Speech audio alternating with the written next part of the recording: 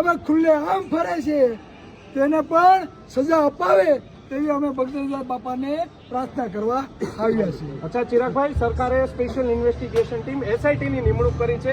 શા માટે આજે ભગવાનના દ્વારે આવ્યો છો, તેમને આવેદનપત્ર આપને આપવું પડ્યું?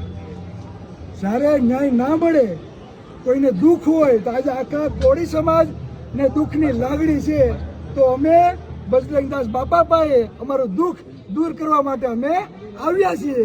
અને જ્યારે SIT ની રચના કરી છે તો અમે અમારા જે રાજકીય આગેવાનો છે તેના ઉપર અમને વિશ્વાસ છે. અમે રાહ જોઈએ છીએ કે વહેલામાં વહેલી તકે ગૌતમભાઈ પરમારને અમે વિનંતી કરીએ છીએ કે પોતાની ટીમને કામે લગાડે અને વહેલામાં વહેલી તકે જ્યાં શંકા છે તેનું સમાધાન થાય અને મુખ્ય આરોપીની ધરપકડ કરવામાં આવે. ચિરાગભાઈ, અત્યારે એવું પણ જાણવા મળ્યું છે કે કોર્ટમાં SIT ની ટીમે ફર્ધર રિમાન્ડની માંગ કરી છે, તેવા સમાચાર મળી જાય, શું કહેશો? તમે અત્યારે મારી ગાડી